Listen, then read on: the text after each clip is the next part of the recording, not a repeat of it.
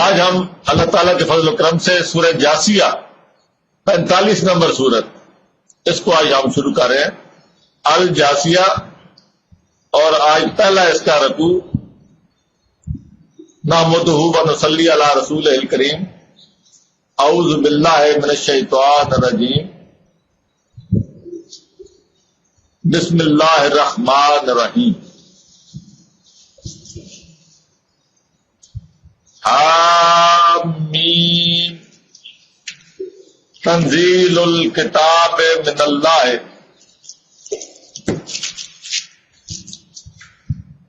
تنزیل الکتاب من اللہ العزیز الحکیم۔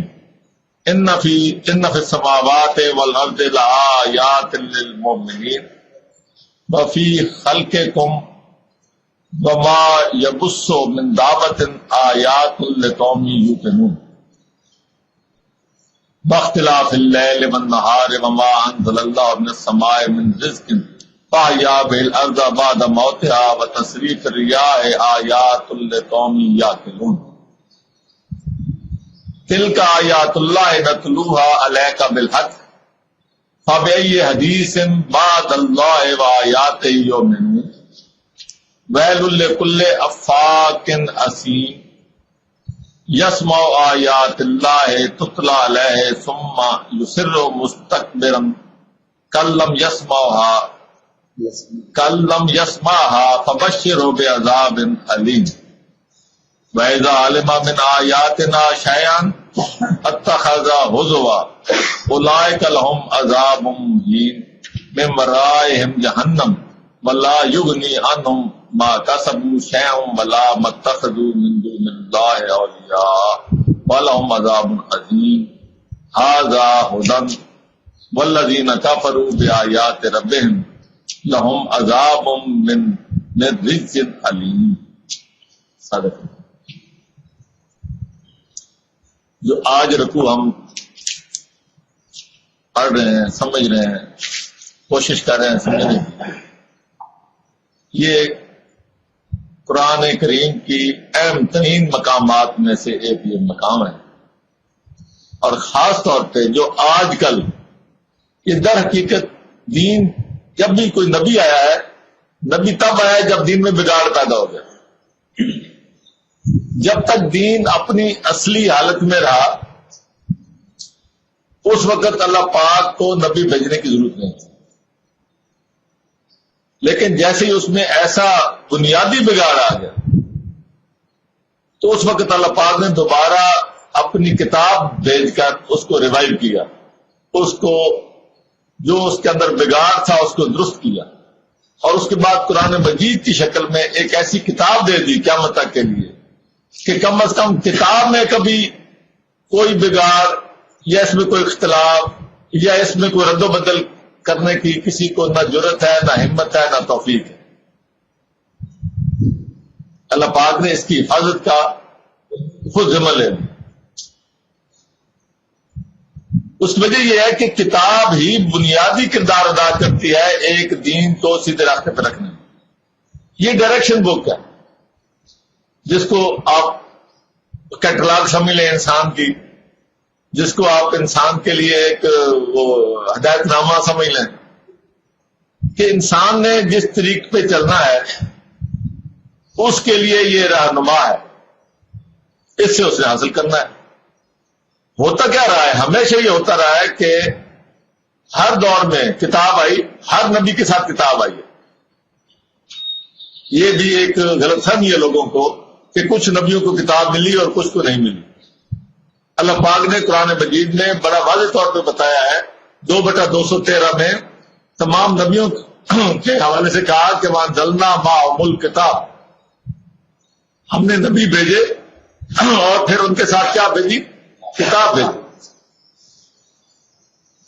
جب بھی نبی دنیا سے رخصت ہوتا ہے اس کے بعد جیسے جیسے زمانہ گزرتا ہے کچھ لوگ اپنے مفادات کے لیے یا اپنے آپ کو اونچا بنانے کے لیے، معاشرے میں مقام دلوانے کے لیے اس میں مختلف شخصیات کو ان کو دین کا ماخذ بناتے رہتے ہیں کہ یہ بزرگان دین تھے جی، انہوں نے یہ کہا ہے، اقوال زرین کے نام پہ آپ کے سامنے بہت ساری چیزیں لائی جاتی ہیں، اور ہر دور میں ہوتا رہا، اور وہ اس امت کو اولیاء کے نام پہ ان کے حوالے کر دیے جاتے، اور ان کے نام پہ رسومات ایجاد کر دی جاتی، اور آہستہ آہستہ وہ دین بن جاتا۔ اور جب بھی نبی آیا ہے اس نے وہ ساری رسومات ختم کی ہیں، اور پھر اپنی کتاب، اللہ پاک نے جو کتاب دی ہے اس کے ذریعے دین کو خالص شکل میں دوبارہ بنایا۔ آج بھی دین میں جو ہمارا دین ہے، جس کو ہم دین اسلام کہتے ہیں، اس کے اندر بھی جو مختلف فرقے اس وقت چل رہے ہیں، اب ذرا یہ ایک لاجک کی بات ہے، اس میں کوئی ایسا مسئلہ نہیں ہے کہ ہم کسی پہ کوئی اٹیک کر رہے ہیں یا کسی پہ تنقید کر رہے ہیں، کوئی ایسا مسئلہ نہیں ہے۔ لاجک کی بات ہے کہ مسلمان کہلانے والے سارے ہیں، لیکن سارے کے سارا کوئی ایک بھی صرف مسلمان ہونے پہ نہ کانے ہے، نہ راضی ہے، نہ اس کو کافی سمجھتا ہے، جب تک وہ اپنی فردر آگے اپنا تعارف نہ کرا دے، اور وہ مختلف فرقوں کے نام پہ اپنا تعارف کراتے ہیں۔ اب یہی یہ ثابت ہو رہا ہے کہ اس کا مطلب یہ ہے کہ اگر تو ایک کتاب ہے، ذریعہ منبع ہدایت، تو پھر تو وہ اس میں فرقے کی گنجائش نہیں ہونی چاہیے، سب ایک ہی انسٹرکشن لے رہے ہیں، ایک ہی ہدایت نامہ لے رہے ہیں، تو وہاں سے تو ایک ہی طرح کا معاملہ ہونا چاہیے۔ لیکن یہاں مختلف، کوئی شخصیات کے نام پہ فرقہ بن گیا، کوئی ائمہ کے نام پہ فرقہ بن گیا، ہر ایک نے اپنے اپنے امام کھڑے کر لیے کہ ہم وہ دین لیں گے جو اس امام نے ہمیں دیا ہے۔ اللہ پاک نے امام بنایا ہے قرآن کو، ہم نے اس کے مقابلے میں جو یہ امام تھا، اس کے مقابلے میں ہم نے شخصیات کو امام بنا لیا ہے، جو بگاڑ پیدا ہوا۔ جو ڈائریکشن، ہدایت نامہ ہمارے لیے تھا وہ کتاب تھی، اور ہم نے دین کو منسوخ کر دیا شخصیات کے ساتھ، اور ہر ایک نے اپنی اپنی شخصیات کو آگے رکھا ہوا ہے، وہی ان کے امام ہیں، اور وہ انہی سے سارا کچھ کرتے ہیں، اور اس کے بعد آہستہ آہستہ پھر اس میں بھی آگے فرقے در فرقے بن رہے ہیں۔ لوگ تو 73 فرقے کہتے ہیں، میں تو کہتا ہوں یہاں کے سینکڑے فرقے ہیں۔ یہ موٹے فرقے تو بریلوی، دیوبندی، یہ تو ایک بہت پرانی بات ہو گئی۔ اب تو آگے چشتیہ، اویسیہ، نقشبندیہ، قادریہ، اور اس کے آگے پھر آگے علائیہ اور نقیبیہ، اور پتہ کتنے جتنے مرضی نام لیتے ہیں، ایک ایک شخصیت انسٹال ہوتی جاتی ہے، اس کے نام پہ فرقہ بنتا جاتا ہے۔ یعنی کسی ایک شخصیت کے نام پہ اس کو نیوکلس بنا کے وہ سارا کا سارا جو ہے ایک فرقہ بن جاتا ہے۔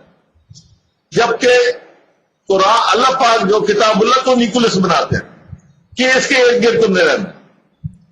اب یہ حقیقت قرآن میں بہت ساری جگہوں پہ اللہ پاک نے اس حقیقت کو بیان کیا ہے کہ یہ خرابی شروع میں ہمیشہ ایسے ہی آتی ہے۔ کتاب اللہ میں لوگ کتاب اللہ سے دور ہوتے ہیں، مختلف اقوال، مختلف شخصیات کو اپنا پیوٹ بناتے ہیں، اور خرابی پیدا ہو جاتی ہے۔ اور اللہ پاک نے اسی بات کے حوالے سے اس رکوع میں بھی اس بات کی نشاندہی کی ہے۔ اگر ہمیں اس رکوع کی صحیح سمجھ آ گئی تو انشاءاللہ تعالی ہمارے اندر بھی جو بہت سارے ہمارے عقیدے میں رکھنے پیدا ہو چکے ہیں وہ دور ہو سکتے ہیں۔ بسم اللہ الرحمن الرحیم۔ حامیم تنزیل الکتاب من اللہ العزیز الحکیم۔ حامیم یہ حروف مقطعات، جیسے کہ میں نے پہلے عرض کر چکا ہوں کہ یہ در حقیقت جو ہم وہی شروع کرنے جا رہے ہیں یہ اس کا نام ہے، اور جو نام ہوتا ہے اس کا ترجمہ نہیں ہوتا۔ میں نے کئی دفعہ عرض کیا کہ نام کا اگر آپ ترجمہ کرتے ہیں تو بات ختم ہو جاتی۔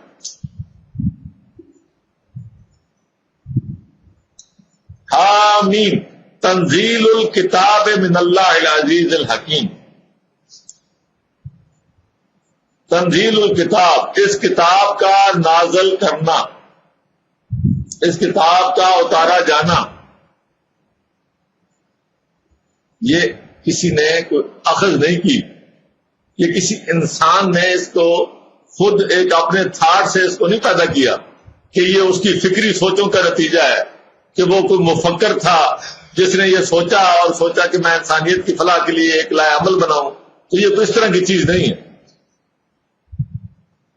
یہ باقاعدہ ایک کتاب نازل کی گئی ہے۔ اسی لیے یہاں یہ نہیں بتایا کہ کس پہ نازل کی گئی ہے.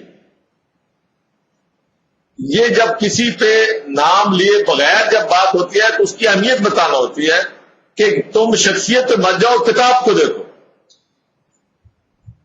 تم چھوڑو اس بات کو کہ کس پہ نازل ہوئی، سب کو پتا ہے. یہ دیکھو کہ کیا نازل ہوا.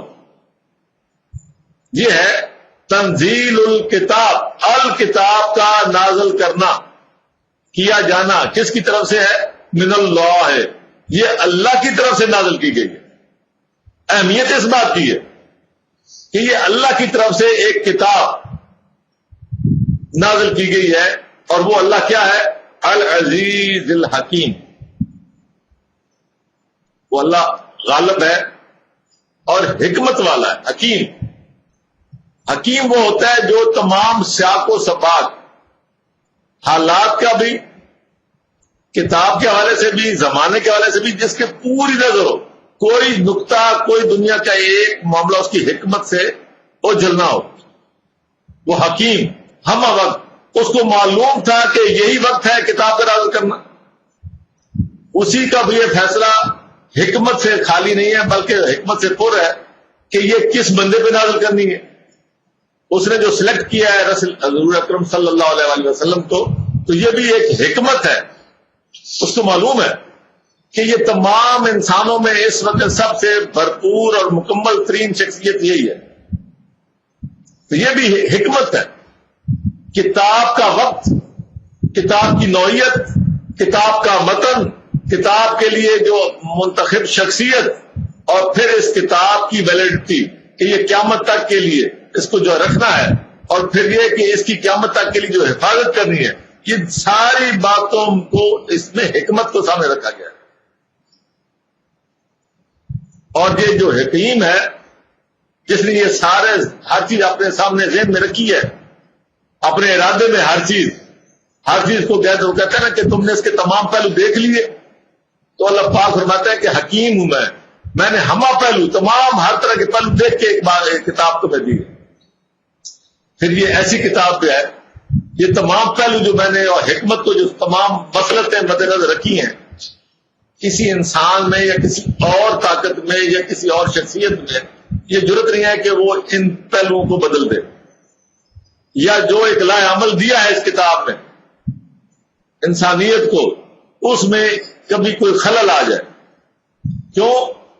وہ العزیز ہے، وہ اپنا غلبہ، وہ اپنا غالب ہر وقت جو اس نے سوچا وہ کر دکھاتا ہے. کوئی رکاوٹ نہیں ہے اس کے لیے. حکمت سے خالی نہیں اور قوت سے محروم نہیں، جس کو کہتے ہیں فالو اپ. آپ ایک پلان بناتے ہیں، پھر پلان آپ کا ڈسٹرب ہو جاتا ہے کیونکہ آپ العزیز نہیں ہیں، حالات پہ آپ کو غلبہ نہیں ہے. اللہ پاک کی پلاننگ اور اللہ پاک کا ہی فالو اپ، یہ ہے عزیز الحکیم. یہ وہ چیز ہے جس کی بنیاد پہ یہ کہا گیا کہ انا نحن نزلنا لذکر وانا لہ. یہ وہ بنیادیں ہیں جن کی بنیاد اللہ پاک پھر اس کے بعد یہ دعویٰ ہے. جو آدمی عزیز اور حکیم سمجھ گیا، اگر وہ ایت نہ بھی ہوتی تو بھی یہ بات ثابت تھی کہ اس کی حکمت کو نہ کوئی بدل سکتا ہے، اور نہ اس کی جو فلو ہے یا جو اس کی اہمیت ہے زمانے میں، نہ اس کو کوئی بدل سکتا ہے. کیونکہ یہ جس کی طرف سے نازل ہوئی ہے وہ عزیز ہے اور حکیم ہے. اس کے بعد فرمایا ان فی السماوات والارض لآیات للمؤمنین. وہ اللہ جو عزیز اور حکیم ہے. اب دیکھیں یہ آگے جو بات کی ہے ان فی السماوات والارض لآیات للمؤمنین، کہ آسمان اور زمین میں نشانیاں ہیں کن کے لیے؟ مومنین کے لیے. ابھی آپ سوچیں، یہ قرآن کی تفسیر عجیب و غریب قرآن ہے، کمال قرآن. اب یہاں جو اس نے بات کی ہے کہ آسمان اور زمین میں مومنوں کے لیے نشانیاں ہیں. اب اس کا پہلی بات سے ربط کیا ہے؟ عجیب و غریب بات. اللہ پاک فرماتے ہیں کہ یہ نشانیاں ہیں آسمان اور زمین میں، اس کی پیدائش میں، اس کے موجود ہونے میں، مومنین کے لیے جو مانتے ہیں. کس کو مانتے ہیں؟ جو عزیز الحکیم، اب یہاں عزیز الحکیم کی تشریح ہو رہی ہے کہ عزیز الحکیم کیا ہوتا ہے، کہ تمہیں اگر عزیز الحکیم سمجھنے میں کوئی دشواری ہو رہی ہے تو کائنات کو دیکھو، یہ حکمت سے پر ہے پورا سسٹم آپ کا، جو آپ یہاں اللہ پاک نے قوانین بنا دیے، سسٹم بنا دیا، ہر چیز کے اندر حکمت ہے۔ اور پھر یہ کہ یہ سسٹم آسمان زمین کا، سورج چاند ستارے، ہر کوئی اپنے اپنے وقت پہ، آپ کے دفتر کے وقت بدل سکتے ہیں، آپ دفتر سے لیٹ ہو سکتے ہیں باوجود تمام وسائل کے، لیکن اللہ پاک کا سورج میں لیٹ نہیں ہوتا۔ یہ ہے العزیز، غلبہ، کوئی طاقت نہیں، ضرورت نہیں کسی کی کہ وہ اللہ تعالیٰ کے سسٹم میں مداخلت کر سکے۔ یہ نشانیاں ہیں۔ اگر آپ قرآن کو سمجھنا چاہتے ہیں تو اللہ پاک نے کائنات کو آپ کے سامنے رکھ دیا کہ قرآن کو میں نے جو بھیجا ہے تو وہ میں نے اپنی اسی صفت عزیز اور حکیم کے تحت بھیجا ہے، جس صفت کے تحت میں نے پوری یہ کتاب کائنات تمہارے سامنے رکھ دی۔ یہ کتاب قرآن ہے، یہ کتاب ہدایت ہے، اور وہی اللہ ہے جس نے تمہارے سامنے کتاب کائنات رکھی۔ کسی کی مجال ہی نہیں ہے کہ اس کے سسٹم میں کوئی تبدیلی کر سکے۔ وہی بات تھی نا، حضرت ابراہیم نے کہا کہ میرا اللہ مشرق سے سورج طلوع کرتا ہے، تو مغرب سے کر کے دیکھا، فبوہت اللہ جی، جو نہیں ماننے والا تھا مبہوت ہو گیا۔ اور یہاں ہے آیات للمومنین، جو کائنات کے سسٹم کو مانتا ہے اس کو قرآن ماننا پڑے گا، ورنہ وہ منافقت کر رہا ہے۔ اور میں یہی کہتا ہوں، میں اکثر یہ کہتا ہوں، اللہ پاک نے جب کہا کہ وجاہد باللذی وجاہد بہی جہاد، کہ اس کے ساتھ، قرآن کے ساتھ جہاد کبیر کرو، تو اس کے پیچھے حکمت یہ ہے کہ اس کے دلائل دنیا میں کوئی جھٹلا نہیں سکے گا۔ تم کیا چیزیں لے کے پھرتے ہو دنیا کے سامنے، یہ کیوں نہیں لے کے جاتے؟ ہم نے دنیا کے سامنے یہ پیش ہی نہیں کیا، جنہوں نے خود پڑھا ہے وہ اس کے اسیر ہو گئے۔ اسی لیے، اور یہ بات دیکھیں، یہ اتنی بدیہی حقیقت ہے، اتنی واضح حقیقت ہے کہ یہ قرآن کو جو پڑھتا ہے وہ اس کا جو اسیر ہوتا ہے۔ یہ تو جو نبی کے دور کے جو مخالفین تھے وہ بھی مانتے تھے اس بات کو، کہتے تھے لا تسمعوا لہذا القرآن، قرآن کو مت سنو، ساری باتیں سنو، جو مرضی کرو، لیکن قرآن نہ سننا۔ وہی بات تو تھی نا، یہ قرآن ہی تھا نا جو نجاشی کو جس نے رونے پہ مجبور کر دیا تھا۔ لیکن ہمارے دل پتھر ہیں، ہمارے دل سخت ہیں۔ اصل میں ہمیں اور طرف لگا دیا گیا ہے، ہماری عقیدت اور طرف لگا دی گئی ہے، ہماری محبت اور طرف لگا دی گئی ہے، قرآن کو تو ہم سے اجل کر دیا گیا ہے۔ مسئلہ یہ ہے، آگے فرمایا وفی خلقکم، اور تمہاری پیدائش میں بھی عزیز اور اسی کا حکمت، یہ سارا وہی اللہ ہی چل رہا ہے، یہ اسی کا سارا نظام چل رہا ہے۔ وما یبث من دابۃ آیات لقوم یوقنون، اور یہ جو جانوروں کا پوری دنیا میں اس نے پھیلا دیا ہے، آدمی حیران ہوتا ہے۔ آپ جو لوگ ریسرچ کرتے ہیں، جن لوگوں نے صرف اس بات پہ ریسرچ کیا ہے کہ ہاتھی دنیا میں کیسے پھیلا، صرف ایک بات مجھے اتفاق ہوا ان کی ریسرچ دیکھنے کا، وہ جغرافک چینل جو ان کا چلتا ہے، نیشنل جغرافک، معلوم ہوتا ہے کہ ان لوگوں نے جو ریسرچ کی ہے، اور یہ بھی معلوم ہوتا ہے کہ ابھی وہ اشر عشیر بھی نہیں، یہ بھی معلوم ہوتا ہے کہ وہ انتہاؤں پہ پہنچ گئے ہیں ہمارے نقطہ نظر سے، اور لیکن جب میں قرآن کی نظر سے دیکھتا ہوں تو میں کہتا ہوں کہ ابھی وہ اشر عشیر بھی نہیں۔ لیکن انہوں نے جو ریسرچ کی مختلف علاقوں سے، وہ خود پکار اٹھتے ہیں کہ کوئی ایسی ہستی ہے پیچھے جو یہ سارا نظام جو ہے یہ کنٹرول کر رہی ہے۔ یہ تو سائنس آج سے 20 سال پہلے، 25 سال پہلے یہ ایک فیشن بن گیا تھا، اور میرا سابقہ رہا ہے ایسے لوگوں سے۔ جو آدمی ایم اے کر لیتا تھا، اور خاص طور پہ ایم اے فلسفہ یا منطق میں یا ان مضامین میں، وہ دری ہو جاتا تھا۔ میں نے دیکھے ہیں ایسے لوگ، میرے سامنے کیس اس طرح آیا، میں نے کہا یار یہ بگاڑ کب کا، یہ تو ختم ہو چکا، اگر ایم اے فلسفہ تم نے کر لیا آج سے 25-30 سال پہلے تو تم ابھی تمہاری سوئی وہیں اڑی ہوئی۔ وہ جنہوں نے وہ کتابیں یا سلیبس ایجاد کیے تھے، وہ سائنس جو ہے وہ تو خدا کو مان چکی ہے، تم ابھی ڈریے پھرتے ہو۔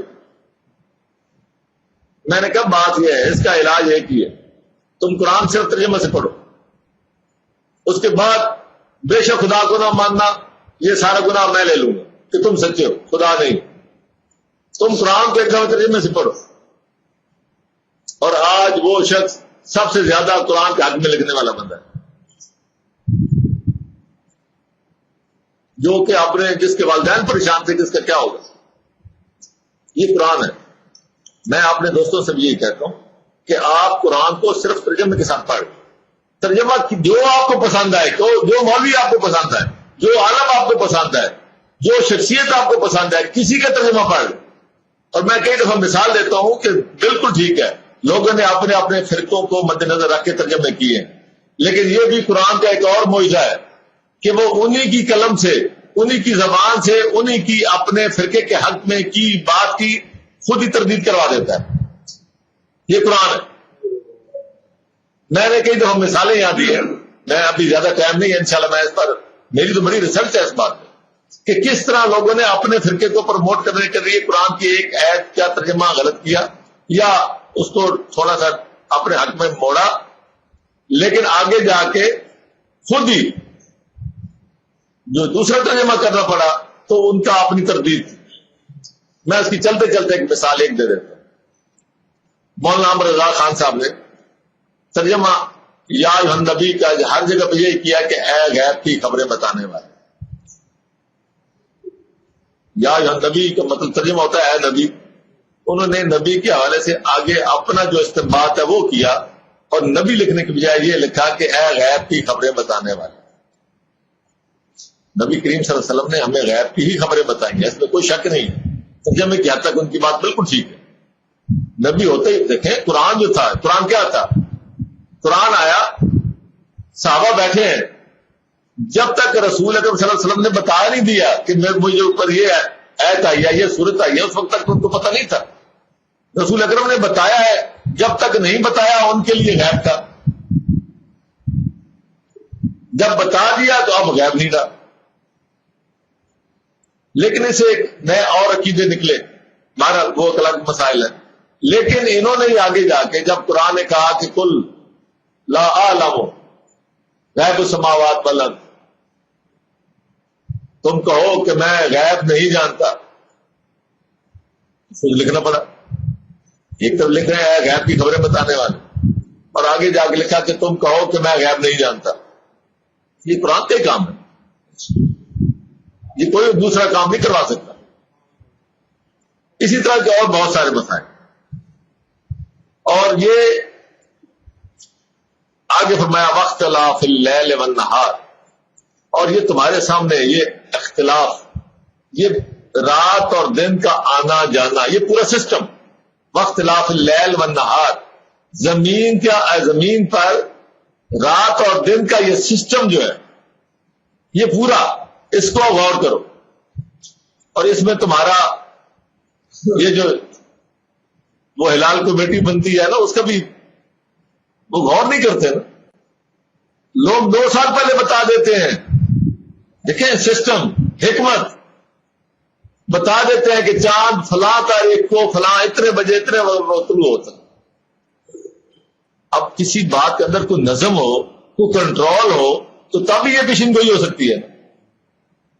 تو جو پیشن گوئیاں کرتے ہیں وہ جانتے ہیں کہ اس کے اندر ایک حکمت ہے، اس کے پیچھے ایک قوت ہے، وہ قوت ایسی ہے جو العزیز ہے۔ میں 2 سال بعد کی بھی اگر پیشن گوئی کروں گا موجودہ رفتار کے حوالے سے تو یہ اسی طرح ہی رہے گی، کوئی خلل نہیں آئے گا۔ وہ تو مانتے ہیں پیشن گوئی کرنے والے، ماہرین فلکیات۔ ہمارے علماء کہتے ہیں جی ہم خود دیکھیں گے۔ یہ جب تک یہ اللہ پاک کی حکمت، یہ ایسی چیز ہے کہ یہ بہت سارے علوم کا منبع ہے، اس سے آگے علوم نکلے ہیں۔ جن لوگوں نے چاند پہ اپنے سیارے بھیجے، خلائی جہاز بھیجے، اپنے آدمی بھیجے، انہوں نے اللہ تعالیٰ پر یہی اعتماد کیا۔ آگے فرمایا نا آیات لقوم یوقنون، اس قوم کے لیے جس کو یقین ہے کہ یہ سارا اس کے اوپر ایک کنٹرول ہے، ایک غلبہ ہے، یہ عدل بدل نہیں ہو سکتا، نہ کوئی اور طاقت کر سکتی ہے. انہوں نے مدار کے حساب لگائے. خلائی جہاز نے جانا تھا، 10 دن بعد وہاں پہنچنا تھا، 10 دن بعد چاند کی یہ پوزیشن ہوگی، فلاں مدار میں ہوگا. اس حساب سے انہوں نے وہاں کیلکولیشن کر کے کمپیوٹر پہ کیلکولیشنیں کی ہیں، فیڈ کیا ہے ڈیٹا، اور وہاں خلائی جہاز کو جہاں وہ چاہتے تھے اسی میدان میں اتار دیا. اور اگر یہ گاواں ڈول ہوتی ہر چیز، کبھی کچھ ایک نظم نہ ہوتا، ایک اس کے پیچھے کنٹرولر نہ ہو، تو یہ کیلکولیشن ہو سکتی ہے؟ نہیں ہو سکتی. اس لیے تو اللہ پاک نے فرمایا کہ یہ ان کے لیے جو جن کو یقین ہے ان قوم کے لیے ساری باتیں. ایسے تو نہیں ہے کہ انہوں نے اپنے ڈالر پہ لکھا ہوا ہے کہ گاڈ وی ٹرسٹ. یہ ہے معاملات. واختلاف اللیل والنہار، رات اور دن کا عدل بدل، یہ بھی ایک سسٹم کے تحت.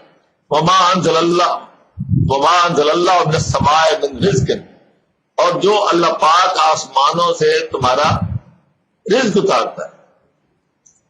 آسمانوں سے رزق کبھی کسی نے اترتے دیکھا ہے؟ یہ اسی سسٹم کی بات ہو رہی ہے. یہ جو اللہ پاک فرماتا ہے وانزل اللہ من السماء ماء فاحیا بہ الارض، اور جگہ پہ آیا ہے، یہاں فرمایا کہ ہم نے آسمان سے رزق اتارا اور اس سے کیا کیا؟ فاحیا بہ الارض بعد موتہا، کہ ہم نے اس کے بعد زمین کو زندہ کیا جبکہ وہ مردہ ہو چکی تھی.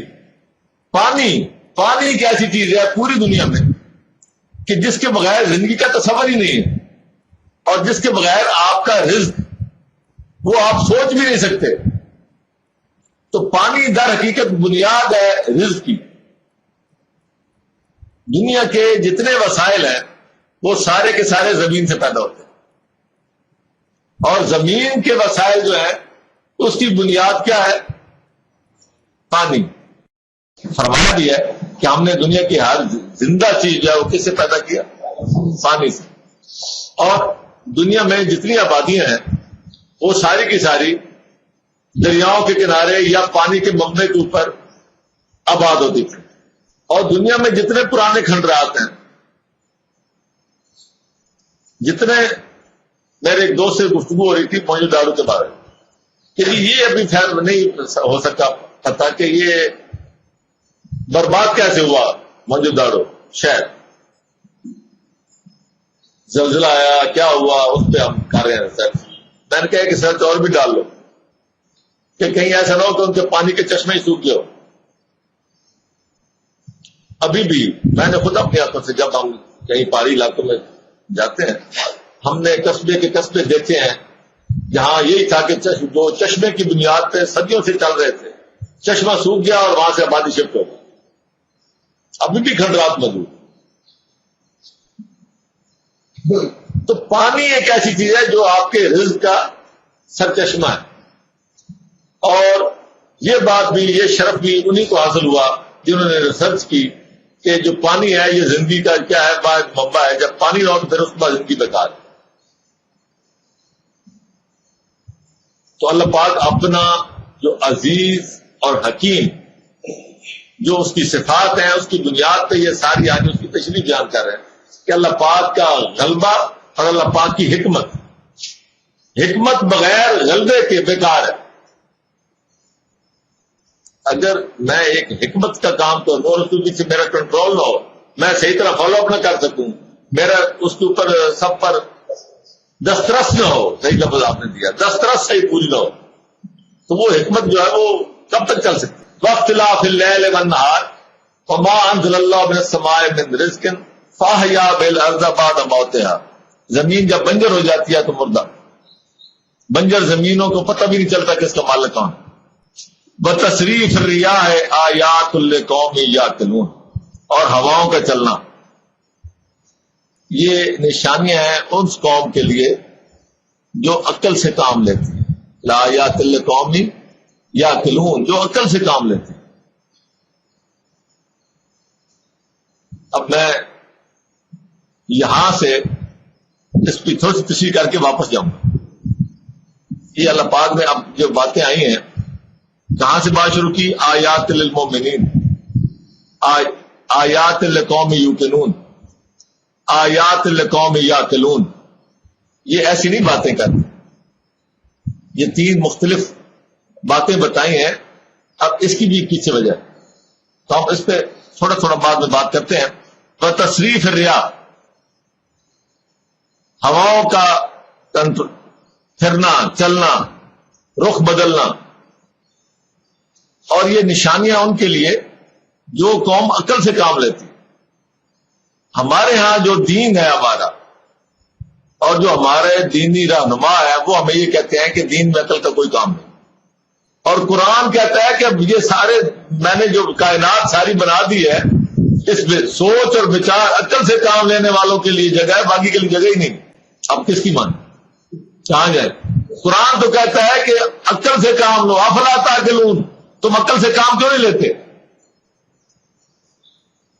اور ہمارے حضرات کہتے ہیں کہ عقل کو باہر رکھ کے آؤ ہمارے پاس. جس کے پاس دلیل نہیں ہوتی وہ کہتا ہے عقل سے کام مت لو. یہ اصول ہے. یہ ہمارے ساتھ بھی ایسا ہوتا ہے. جب ہمارے پاس دلیل نہیں ہوتی ہم جب بات کرتے ہیں تو ہم کوئی سوال آئے یا کوئی بات ہم اس کو اوائڈ کرتے ہیں. جب دلیل نہ ہو، دلیل ہو تو آدمی کہتا ہے ٹھیک ہے آؤ جی بات کرو. جس کے پاس دلیل ہے وہ شیر ہوتا ہے، جس کے پاس دلیل نہیں ہوتی وہ کہتا ہے مجھے ایسے بندے ملیں جو عقل سے کام ہی نہ لیں. اب یہاں سے میں واپس جاتا ہوں. اللہ پاک نے بات شروع کی کس چیز کی؟ تنزیل الکتاب من اللہ العزیز الحکیم، سورہ جاسیہ کی پہلی، کہ یہ کتاب کا نازل ہونا، کتاب کا من اللہ ہے، اللہ کی طرف سے. تو یہ کیا ہوئی؟ کتاب اللہ، اللہ کی کتاب ہے. اور اس کی پیچھے جو ہستی ہے بھیجنے والی وہ العزیز اور حکیم ہے. اور عزیز اور حکیم کو سمجھنے کے لیے کائنات کی اللہ پاک نے مثال دی ہے. اور کائنات یعنی ایک طرف کائنات ہے اور ایک طرف قرآن ہے. ایک طرف کتاب اللہ ہے، ایک طرف کائنات اللہ ہے. اللہ کی کائنات ہے اور اللہ کی کتاب ہے. اللہ پاک نے فرمایا کہ اگر تم نے اس کتاب کے بارے میں اس کے محاسن اور اس کے معجزات اور اس کے کمالات اگر تم نے سمجھنے ہیں تو پہلے کائنات کو دیکھ لو، وہ تو تمہارے سامنے ہے. کل کو تم کہہ سکتے ہو کہ جی مجھے کتاب کی سمجھ نہیں آتی. میں ذرا جہاں جا رہا ہوں ذرا بات سمجھیں. کہتے ہیں کتاب کی سمجھ نہیں آئے گی جب تک تم 14 لوگ نہیں پڑھ لو گے. اللہ پاک کہتا ہے تم کائنات کو پڑھو. وہاں کوئی نہیں کہتا کہ 14 لوگوں کی ضرورت ہے. حیرت کی بات ہے. اللہ پاک نے اسی لیے بات کی ہے کہ کتاب اللہ کو سمجھنا ہے تو میری کائنات کو سمجھو. تو تم کائنات کو سمجھ جاؤ گے کتاب بھی سمجھ آ جائے گی. یہ 14 لوگ کا جھگڑا یہ کہاں سے کھڑا ہو گیا؟ کائنات کے معاملے میں وہ نہیں کہ وہ کہتے اچھا ایک اور مسئلہ، اب ایک اور بات کر دی انہوں نے. وہ کہتے ہیں کائنات کو دین سے ہی باہر نکال دو دنیا کو، اسی لیے کہ وہاں 14 لوگوں کی شرط نہیں ہے. وہاں تو کیا شرط کیا ہے؟ 3 شرطیں.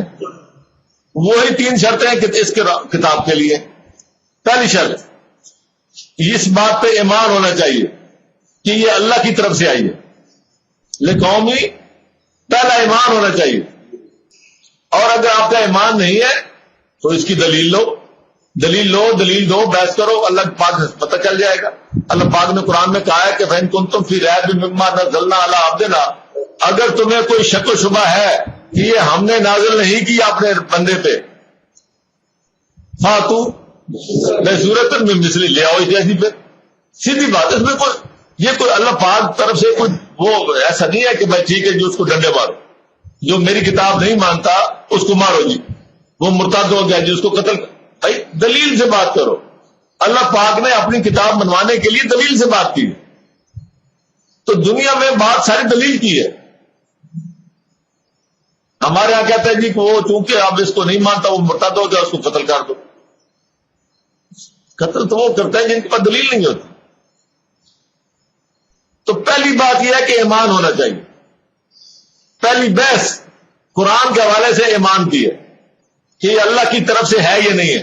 جب یہ مان لیا اب اس کے بعد اگلی بات آ گئی لآیات لقوم یوقنون، کہ اب جو قرآن اب کہہ رہا ہے، پہلے تو تھا کہ اس کو ماننا کہ یہ کتاب اللہ ہے کہ نہیں، اب جو کچھ یہ کہہ رہا ہے اس پر یقین کرنا ہے کہ نہیں کرنا. بہت ساری باتیں ایسی ہیں جو قرآن نے کہی اس دور میں اور پوری ہوئی، یہ یقین پیدا کرنے کے لیے. قرآن نے کہا اس دور میں غلبت الروم، رومی مغلوب ہو جائیں گے فی بضع سنین، چاندی سالوں میں. تو جن کو پہلے یقین ایمان کے ساتھ یقین نصیب ہو گیا انہوں نے پہلے مان لیا، کچھ نے کچھ 2-4 سال بعد مان لیا جب غلبت الروم والی اس طرح کی اور بھی پیشن گوئیاں ہیں جو میں آپ کو بیان کر سکتا ہوں. اس کے لیے ایک باقاعدہ ایک الگ پھر ایک چاہیے محفل 2 گھنٹے کی، جس میں یہ ساری باتیں ہر پہلو ایک پہلو ایسا ہے جس پر کئی گھنٹے گفتگو ہو سکتی. تو یوقنون کا پہلو، اس کے بعد اللہ پاک نے فرمایا ابھی بھی وہ پہلو چل رہے ہیں. اللہ پاک فرمایا سامنے رہی ہوں آیاتنا فی الآفاق وفی انفسہم حتی یتبین لہم انہ الحق. ہم ان قریب ان کو دکھاتے رہیں گے نشانیاں ایسی ان کے آفاق میں، کائنات میں. یہی تو مسئلہ ہے. میں کہتا ہوں کتاب اور کائنات، یہ ایک کتاب ہے اللہ پاک کا کلام، اور کائنات ہے اللہ پاک کا عمل. جب اللہ پاک ہمیں کہتے ہیں کہ یا ایھا الذین آمنوا لم تقولون ما لا، تو وہ بات کہتے کیوں ہو جو کرتے نہیں. تو اللہ پاک نے جو کہا وہ کر دیا. یہ اللہ کا کام ہے، یہ اللہ کا کلام ہے. تو یہ جو مسائل ہیں، کوئی ایسی بات نہیں ہے جو کائنات میں قرآن کچھ کہے اور کائنات میں کچھ ہو. یہ ہماری غلطیاں ہیں. ہم اڑے رہے آج تک کہ سن اسٹیشن اور یہ ساری کائنات اس کے ارد چل رہی ہے. ہمارا علم محدود تھا، ہم اڑ گئے. اب ہم مان گئے. قرآن کہتا تھا سورج بھی چل رہا ہے، ہر چیز چل رہی ہے اپنے اپنے مدار میں. کلو فی فلک یسبحون. اب سائنس بھی مانتی ہے کہ جناب یہ سورج تو کچھ چیز ہی نہیں، یہ تو پتہ نہیں کتنے اور یہ تو سارے کے سارے چل رہے ہیں. اب مان رہے سامنے رہی ہو من قریب ہم دکھائیں گے آفاق میں. اور فی انفس، ہمارے اپنے اندر ہمارا اپنا جو سسٹم، اندرونی سسٹم، سارا کچھ، یہ سارے کے سارا آپ سارے مان رہے. آگے آ جائیں بیٹے، آ جائیں درمیان میں.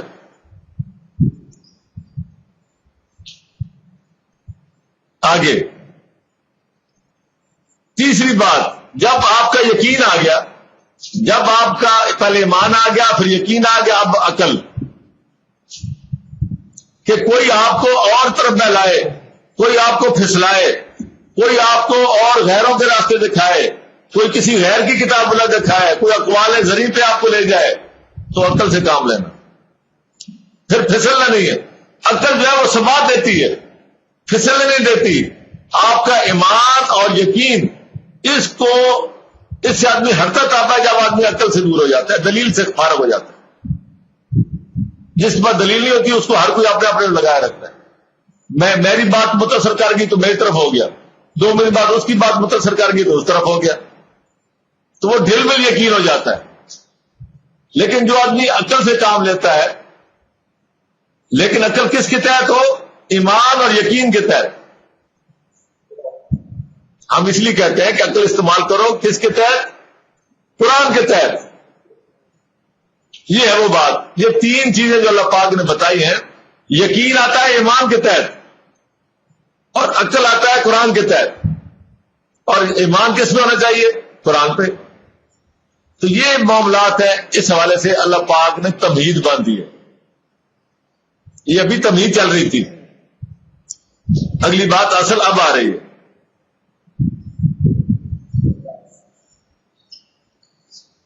تلک آیات اللہ نتلوہا علیک بالحق. تمہید آپ نے سن لی. اب آپ خود ہی ترجمہ پڑھتے جائیں گے، آپ کو سمجھ آتی جائے گی کہ بات کیا تھی. تلک آیات اللہ ہے، یہ اللہ کی آیات نتلوہا جو ہم تلاوت کرتے ہیں علیکا تجھ پر، اللہ پاک کہہ رہے ہیں، اللہ پاک نے تلاوت کروائی بذریعہ جبریل، کس پہ؟ رسول اکرم صلی اللہ علیہ وآلہ وسلم پر، یہ بھجوائی گئی ہمارے لیے۔ وہ جو بات تھی جہاں یہ نہیں بتایا گیا تھا، پھر واپس جانا پڑتا ہے۔ میں بات کا مجھے پسینے آ جاتے ہیں جب میں یہ سوچتا ہوں کہ قرآن کتنا انٹر لنک ہے آپس میں۔ تنزیل کتاب من اللہ العزیز الحکیم، کتاب کا نازل کرنا، میں نے کہا تھا اس میں یہ نہیں بتایا کہ کس میں ہوئی، کیونکہ وہاں مقصد کیا تھا؟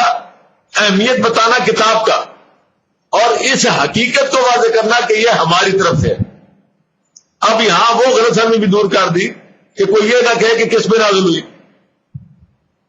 تو فرمایا کہ یہ جو کتاب ہے یہ ہم نے تلاوت کی ہے تجھ پر صلی اللہ علیہ وآلہ وسلم، نبی پر۔ اب وہ بات بھی کلیئر ہوگی، وہاں جو زور ڈالنا تھا ڈال دیا، لیکن اب تشریح بھی بتا دی کہ یہ کتاب جو نازل ہوئی ہے کس میں ہوئی ہے؟ رسول اکرم صلی اللہ علیہ وسلم۔ علیکا بالحق، یہ حق کے ساتھ، حق کے دو معنی ہیں اور دونوں چلتے ہیں ساتھ ساتھ۔ حق کہتے ہیں جس کے ساتھ مقصد ہو، یعنی یہ کتاب ہم نے بلا وجہ نہیں اتاری، اس کا کوئی مقصد ہے، یہ انسانیت کے لیے ہے، تمہارے اوپر نازل کی گئی ہے۔ یہ کوئی ایسی نہیں ہے کہ بھئی ہماری گپ شپ کرنے کو جی چاہا ہم نے تمہارے ساتھ گپ شپ لگا دی، اس کے پیچھے ایک مقصد ہے،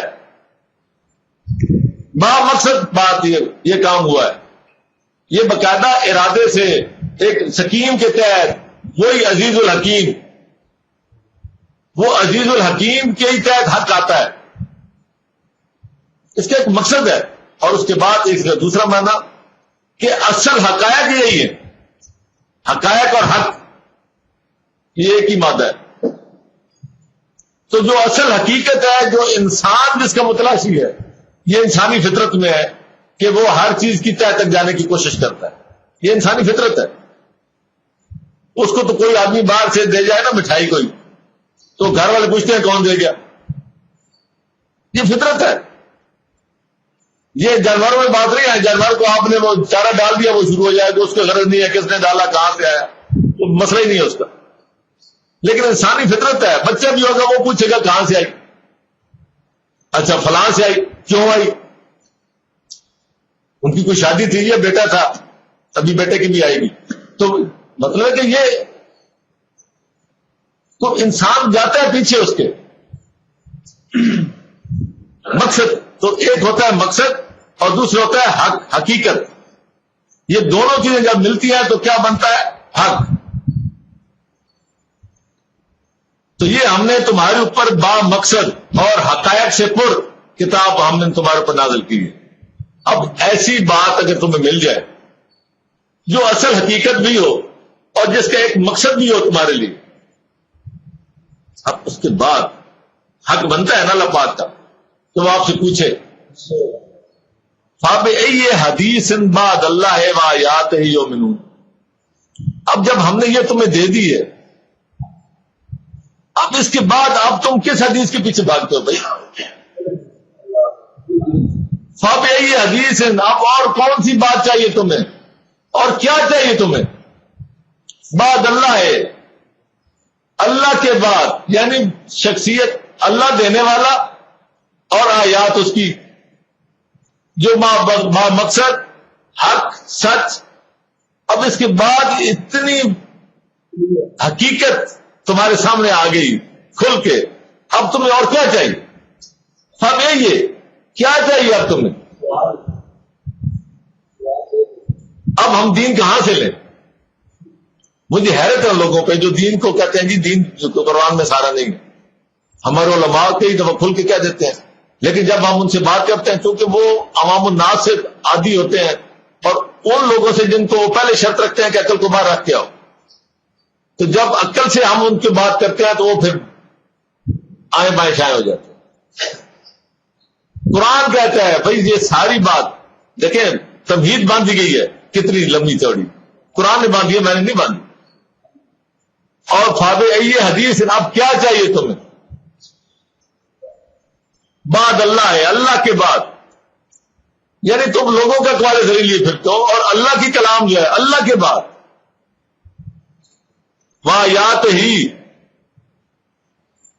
پھر وہی بات ہے، پھر ذہن بھاگتا ہے پھر پیچھے، اللہ کے بعد وآیات ہی، مطلب کیا ہے دو باتوں کا؟ دو باتوں کا کیا معنی؟ یعنی اللہ نے تو بھیج دی، تو اللہ یہ بھی بتا رہا ہے کہ کل کو کوئی اور آدمی میرا نام لے کے تمہیں کوئی چیزیں نہ دیتا رہے، تو ساتھ بتا دیا آیات ہی، اللہ نے جو کچھ کہا ہے ان آیات میں کہہ دیا ہے، یہاں سے لینا ہے۔ اب اللہ کے بعد اور اس کی آیات کے علاوہ اب کس پہ ایمان رکھتے ہو؟ ہے کوئی ایک آدھ مسلمان جو ہمارے فرقوں میں بٹے ہوئے ہیں، ان کا اللہ اور اس کتاب کے علاوہ اور جگہ پہ ایمان نہیں ہے؟ ورنہ فرقے کا مطلب کیا ہے؟ اور شخصیات پہ ایمان ہے، اور اقوال پہ ایمان ہے، اپنے اپنے اماموں پہ ایمان ہے۔ ایمان تو اللہ مانگ رہا ہے، اب تمہیں ایمان کہاں چاہیے؟ ویل لکل افاک اثیم، ایک فکرے میں پوری ہسٹری بیان کر دی اگر آپ غور کریں۔ ویل لکل، بڑی مصیبت ہوگی ان لوگوں کی، تباہی ہوگی ان کے لیے، بڑی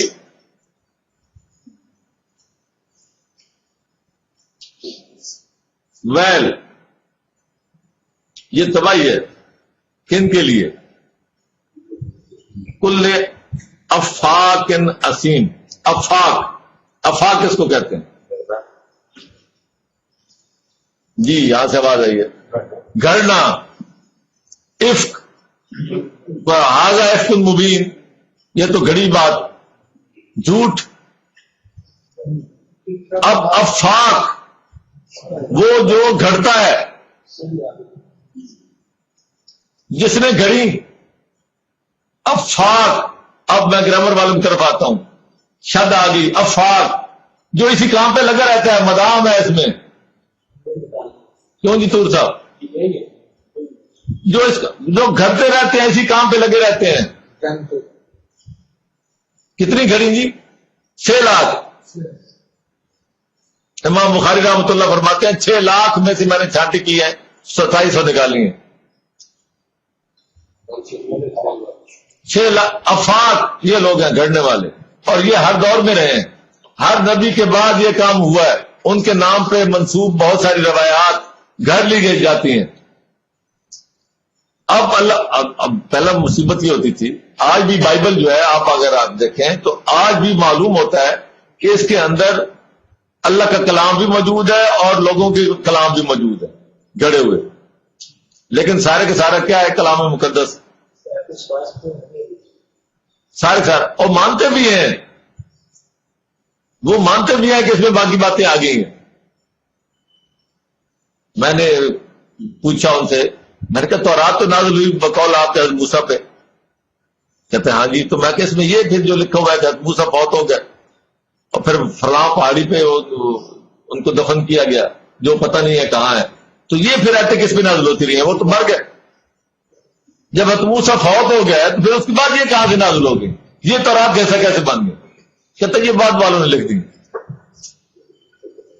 یہ قرآن کا کمال ہے جس کو دشمن بھی مانتے ہیں کہ جیسے آیا الف لام میم سے، الحمد سے لے کے والناس تک کوئی ایک لفظ اس میں جمع، لیکن قربان جائیے اپنی روایت والوں کے، جگہ جگہ پہ تفسیر والوں نے وہ جی اس عید کے بعد یہ ایک لفظ تھا جی، یہ عید تھی جی جو بعد میں نہیں آئی جس میں، لیکن یہ دیکھیں اللہ تعالیٰ کا وہ جو یہ ہے العزیز، غالب ہونا۔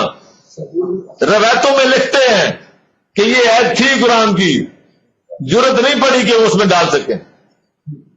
کس نے روکا؟ کس نے؟ چھاپے ان کے، چھاپا خانے ان کے، کاتب ان کے، خود ہی لکھنے والے جو وہ چھاپ سکتے ہیں وہ یہ بھی چھاپ سکتے ہیں۔ اگر روایتیں ساتھ ساتھ چھپ رہی ہیں تو قرآن کے اندر بھی وہ چھاپ سکتے تھے کہ اگر دیکھیں جب روایت کہتی ہے کہ یہ قرآن کا حصہ تھی یہ عید، تو ادھر ڈالی کیوں نہیں؟ لیکن یہ اللہ پاک کی طرف سے وہ حفاظت کا جو ذمہ ہے، ضرورت نہیں ہے کسی کو کہ الحمد سے لے کے والناس تک کوئی اس میں ڈال سکے. ایک 6 سال کا بچے بھی اس کو حفظ کر کے بیٹھا ہے, وہ بھی اس کا محافظ ہے. وہ مورچہ ہے قرآن کا, وہ مورچہ ہے, اس کو سر کوئی نہیں کر سکتا. یہ سارے لکھنے والے, روایتیں گھڑنے والے جتنی مرضی گھڑ لیں, ہر جگہ پہ اس آیت کے ساتھ یہ لفظ تھا, فلاں آیت میں فلاں کی قرت میں یہ تھا, اس کی قرت میں یہ تھا, صحابہ کے نام لے لے کے گھڑ گھڑ کے یہ تھا. لیکن ایک 6 سال کا بچے کا مورچہ ساتھ نہیں کر سکتے. یہ اللہ پاک کی طرف سے معجزہ ہے, یہ اس غالب حکمت والے کی طرف سے, یہ اس کے بندوبست ہے. یہ سوچنے کی باتیں ہیں. لقوم یعقلون, عقل سے کام, جو سوچتی ہے قوم. کل افاق, گھر گھر کے روایتیں بنانے والے. اور اسیم, افاق ہوتا ہے ذہن کا کام, زبان کا کام, اور اسیم ہوتا ہے عمل کا کام. اسم وہ ہوتا ہے جو آپ پرفارم کرتے ہو, افق وہ ہوتا ہے جو آپ سوچتے ہو, ڈلیور کرتے ہو ذہنی طور پہ, زبان کی حد تک. وہ افق ہے. جھوٹ بولنا زبان کا کام ہے, تھیوری اور پریکٹیکل. افاق ہے جو تھیوریاں دیتا ہے غلط گھڑ گھڑ کے روایتیں, اور اسیم وہ ہے جو اس پہ عمل کراتا ہے, جو دین کا حصہ بنا دیتا ہے.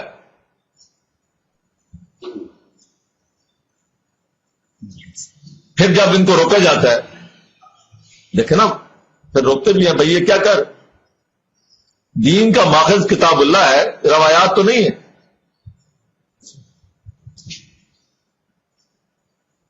یسمع آیات اللہ تتلا علیہ, اس پر اللہ کی آیات تلاوت کی جاتی ہیں اور وہ سنتا ہے. عجیب و غریب بات ہے.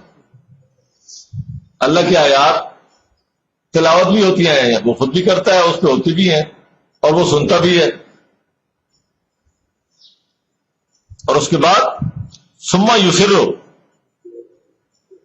یسر کہاں سے لفظ آیا جی, اس کا اردو ہے کسی کو پتا؟ اصرار کرنا. سما یسرو, لیکن وہ مصر ہے اسی بات پہ جو دین اس نے بنا دیا, جس دین پہ وہ چل رہا ہے, قرآن, ادر دین قرآن. یعنی قرآن کی طرف بلایا جاتا ہے. یسمع آیات اللہ ہے, اس کو بلایا جاتا ہے, سنائی جاتی ہے اللہ کی آیات. قرآن بار بار کیا بات کرتا ہے, کس طرح لانا ہے اس کو, انسان کو اپنی آیات طرف لانا چاہتا ہے. کہ ہم اس کو جو ہٹ گیا ہے, جس نے گھڑ لی ہے روایات غلط, ادر دین قرآن, قرآن کے جو قرآن سے مطابقت نہیں رکھتی, اس کو جب سنائی جاتی ہیں آیات, اس پر تلاوت کی جاتی ہے, سما یسر, وہ مصر ہے, اس پہ اصرار کرتا ہے. اور اصرار کس لحاظ سے؟ مستکبرن, ساتھ تکبر بھی دکھاتا ہے, الٹا جھاڑتا ہے دوسروں کو. تکبر اس کے اندر, کوئی تقوی کا تکبر, کوئی بڑائی کا تکبر, کوئی شخصیت کا تکبر, کچھ اپنے جتھے کا تکبر, کچھ اپنے فرقے کا تکبر, اپنے جبے اور کبے کا تکبر نہیں باز آتا. کلم یسمعھا, وہ ایسے ریئیکشن دیتا ہے جیسے کہ اس نے یہ آیات سنی نہیں. یعنی قرآن کی آیات کا اثر نہیں ہوتا, وہ مصر ہے وہیں جہاں ہے وہاں مصر ہے, سنی انسنی کر دیتا ہے. اور کہہ دیتے ہیں, اکثر کئی دفعہ بات ہوئی تو قرآن کی آیت ہے, کہتے یہ آیت تو منسوخ ہے, سیدھی بات. ثم لم یسمعھا فبشرہ بعذاب علیم, بس اس کو بشارت دے دو عذاب علیم کی. وَإِذَا عَلِمَ مِنْ آیاتنا شیئا,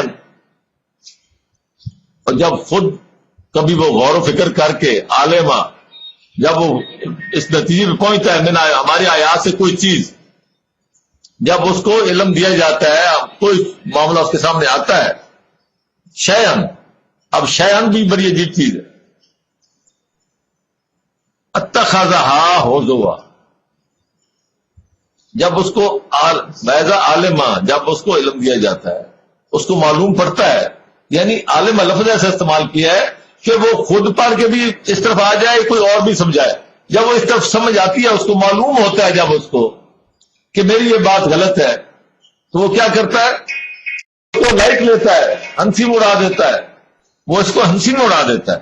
اولئک لہم عذاب مہین، یہ ایسے لوگ ہیں جن کے لیے ذلت کا عذاب.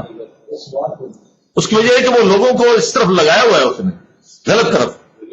تو ان سب کو جو اس کے فالوورز ہیں ان کے سامنے اس کو ذلیل کیا جائے گا اس وقت. من ورائہم جہنم، ان کے آگے کیا ہے؟ جہنم.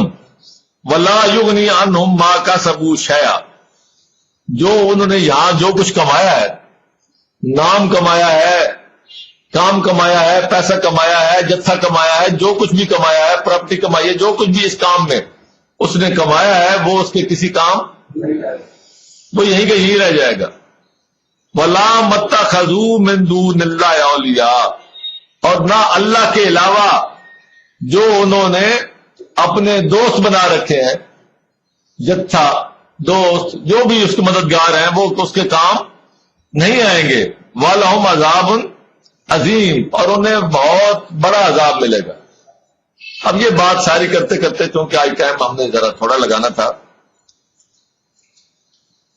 میں اس لیے تھوڑا سا اس کو جلدی جلدی کرتا ہوں.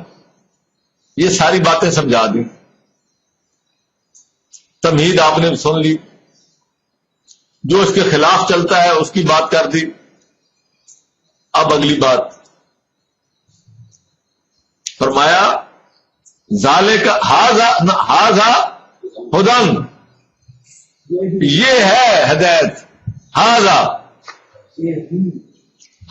ھدی، ہدایت پہ آنا ہے، ڈائریکشن صحیح لینی ہے، صحیح انسٹرکشن لینی ہے، تو یہ ہے. مصیبت یہ ہے کہ پوری قوم کا ذہن ایسا بنا دیا گیا کہ اس کی سمجھ نہیں آتی، یعنی سمجھے بغیر. یہ عجیب و غریب ایک کرزمہ ہے، جس سے بات کرو ایک میٹرک کا بچہ 40 کتابیں پڑھ کے آیا ہوتا ہے نیچے سے لے کے اوپر تک، اور صرف جو میٹرک میں پڑھتا ہے وہ 10-12 ہوتی ہیں. اتنی موٹی کتابیں انگلش کی 2 کیا کچھ نہیں پڑھتا. لیکن یہ قرآن جو کہ ترجمے کو اگر ہٹا دیں تو اتنا بنتا ہے، آدھا ترجمے سمیت کر لیتے ہیں. یعنی ترجمہ شدہ، وہ جو کہتے ہیں نا حل شدہ پیپر حل کیے ہوئے، کیا تو پھر بھی کہتے سمجھ نہیں آتی. یعنی ایسا ذہن سازی ہوئی ہے، آدمی حیران ہو جاتا ہے کہ جب پہلے دماغ یہ بنا دیا جائے تو اس کو سمجھ آنی کیا ہے. جو پہلے ہی یہ ذہن میں لے کے قرآن کو کھولتا ہے کہ اس کی سمجھ تو آنی نہیں، اس کو کہتے ہیں تم صرف تلاوت کرتے جاؤ، بس شروع کرو. آج 4 سپارے کر لیے، کل 3 کر لیے، پرسوں 5 کر لیے، 6 دن میں، 7 دن میں، 10 دن میں قرآن شریف ختم. میں رمضان آ گیا، روز تلاوت کرو. بھائی ترجمہ اللہ پاک کا یہ پیغام ہے، انسان کے نام ہے. پہلے سمجھو تو صحیح یہ کہتا کیا ہے. اللہ نے یہ جو با مقصد، اس کا با مقصد کا کیا بالحق، اس کا مقصد کیا ہے؟ اللہ پاک نے جو فرمایا ہے کہ ہم نے یہ قرآن نازل کیا ہے بالحق، با مقصد، تو بالحق پہلے وہ حق تو سمجھو. اللہ پاک ہم سے کیا چاہتے ہیں؟ یہ قرآن سے دوری کے نتیجے ہیں. ہمارے ہاں کیا مسئلے ہیں، میں کئی دفعہ یہاں کہہ چکا ہوں. ہمارے ہاں درباروں کے حوالے سے، مزاروں کے حوالے سے اتنی عقیدت پائی جاتی ہے کہ لوگ اپنا پیٹ کاٹ کے، بچوں کا پیٹ کاٹ کے، دیگیں پکا کے وہاں جا کے تقسیم کریں. جب آپ ان سے پوچھیں کہ بھئی یہ کیوں کر رہے ہو، تو بہانہ بنائیں گے جی غریبوں کے لیے. جو ان کے لیے وہاں جا کے ہاتھ باندھ کے کھڑے ہو جائیں. یعنی یہ دو عملی دیکھیں، یہ ہمارا اپنا دوغلاپن ہے، ہمارا اپنا دوغلاپن ہے. ایک قبر ہے، وہ بزرگ فوت ہو گئے، اب جو فوت ہو گئے ان کو پیچھے کوئی پتہ نہیں کہ پیچھے کیا ہے. ویری سمپل، یہ عقل کی بات. جس کو آپ نے اپنے ہاتھوں سے مٹی میں دبا دیا، اپنے ہاتھوں سے اس کی بیوی جو ہے اگر جوان ہے تو آگے نکاح کر گئی تمہارے سامنے، تو افلا تعقلون، تم عقل سے کام کیوں نہیں لیتے؟ اب وہاں جا کے تم کہتے ہو کہ جناب اس سے کہ بھائی میرا مجھے بچہ دے، مجھے یہ کر، مجھے وہ کر. اور جہاں حکم ہے اللہ پاک کیا کہتے ہیں؟ اللہ پاک آپ کو سمجھاتے ہیں رب ارحمہما کما ربیانی، اپنے والدین کے لیے. اسی انسان کو جو قبروں پر تو جا کے کھڑا ہو جاتا ہے ہاتھ جوڑ کے، گھر میں والدین بیٹھے، اللہ پاک فرماتے ہیں ان کو اف بھی نہ کرو. اور کیا ہے، ان کے لیے دعا کرو کہ جس طرح بچپن سے انہوں نے تمہیں پالا ہے. کما ربیانی، بچپن سے. صغیرہ کا لفظ استعمال کیا کہ جب تم ہل جل بھی نہیں سکتے تھے، آج تو تم فتح خان بن گئے. جب تم ہل بھی نہیں سکتے تھے، کروٹ نہیں بدل سکتے تھے، اپنا کوئی بندوبست نہیں کر سکتے تھے، کما نہیں سکتے تھے، کچھ نہیں کر سکتے تھے، تو تمہارے والدین نے تمہارے لیے سارے بندوبست کیے. تو انہی کا صدقہ وہی بات ذہن میں رکھ کے دعا کرو ان کے لیے کہ یا اللہ ان دونوں پہ رحم کر. اور پھر ایک جگہ پہ اور بات کی کہ اگر کافر والدین بھی ہوں، سوائے ایک معاملے میں کہ اگر وہ تمہیں شرک پر آمادہ کریں تو وہ بات میرے مقابلے میں نہیں ماننی، وہاں بھی اپنے مقابلے میں بات کی ان سے. والدین کو اللہ پاک نے اپنے بعد رکھا ہے. فرمایا ان کی اطاعت کرو، اپنے والدین کی. تو گھر میں دربار ہے، گھر میں آستانہ ہے والدان کی شکل میں، اور دور ڈھونڈتے پھرتے ہیں بات. عجیب و غریب بات ہے. یہ قرآن سے دوری کے نتیجے ہیں. قرآن پڑھا ہوتا تو پتہ ہوتا کہ دربار کہاں ہے، آستانہ کہاں ہے. دربار کس کو کہتے ہیں؟ وہ در، وہ دروازہ جہاں سے پھل ملے، جہاں سے کچھ ملے. وہ در جو ہے 3 دن بہشتی دروازے جا کے کھڑے ہو جاتے ہیں. تو جو گھر میں بہشتی دروازے بیٹھے ہیں ان کو دیکھتے ہی نہیں. یہ قرآن کی تعلیم ہے. قرآن تو کافر ماں باپ بھی ہوں تو ان کی بھی ادب اور اس عزت کی بات کرتا ہے. مومن ماں باپ تو نعمت ہے جو آپ کے لیے اللہ پاک سے دعا کرتے ہیں. تو یہ قرآن سے دوری کا معاملہ ہے اور ان کی اگلے جان پر چول ہو، یہ چیزیں یہی رہ جائیں. تو بھائی اپنے گھر میں دربار تلاش کرو، اپنے گھر میں ان کو چڑھاوے چڑھاؤ. وہ بہشتی دروازے سے گزرنا ہے تو ان کے بغل کے نیچے سے گزرو، ان کے ہاتھ سے آشیرواد لے کے ان سے جاؤ.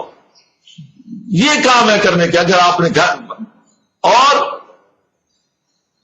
جو ہدایت لینی ہے تو روایت سے نہیں لینی، اللہ کی کتاب سے لینی. تو ہاذا ہدن، یہ ہے ہدایت. یہ ہاذا جو آپ کے ہاتھوں میں ہے، ہاذا ہدن، یہ ہے ہدایت. والذین کفروا بآیات ربہم. اب آیات ساری یہی ہے. کوئی آج مائی کا لال پیدا آج تک نہیں ہوا، جتنا مرضی کوئی عالم فاضل ہو جو یہ کہے کہ آیات اس کے باہر ہے. اور بھی ہیں آیات ربہم، رب کی آیات کے جو انکاری ہیں. لہم عذاب من رجز، ان کے لیے عذاب ہوگا رجز علیم، کب کبھی تاریخ کرنے والا. اب دیکھیں یہاں اور بھی کئی مسائل پیدا ہو گئے. اللہ پاک کے ہر لفظ میں ایک حکمت ہوتی ہے. اب وہ بات کرنے کے لیے آج وقت نہیں ہے میرے پاس کیونکہ آج میں نے جلدی جانا ہے. یہاں دیکھیں میں ابھی آپ کو واپس لاتا ہوں. ایک جگہ استعمال ہوا عذاب علیم، ایک جگہ استعمال ہوا لفظ عذاب مہین، ایک جگہ استعمال ہوا عذاب عظیم، اور آگے ہوا ہے عذاب من رجز علیم. اب انشاءاللہ ان کا فرق یہ ایسے نہیں ہے کہ لفظ اللہ پاک نے استعمال کر دی. اللہ پاک کا ہر لفظ جو ہے وہ با مقصد ہے، اس کے پیچھے کی حکمت ہے. یہ نہیں ہے کہ بھئی ایک سب کا ایک ہی مطلب ہے. ہم ذرا جلدی کے لیے یا اپنی آسانی کے لیے یا روا روی میں ایک ہی مطلب کر دیتے ہیں، لیکن یہ ان کے باقاعدہ الگ الگ مطالب ہے اس حوالے سے. اور یہ عذاب کی مختلف شکلیں ہیں. جو مختلف شکلیں ہیں عذاب کی، اللہ پاک نے ان کی طرف نشاندہی کی ہے، تو اس حوالے سے ہم انشاءاللہ بات کریں گے. تو آج کی ہماری بات ختم ہوتی ہے. وما علینا الا البلاغ.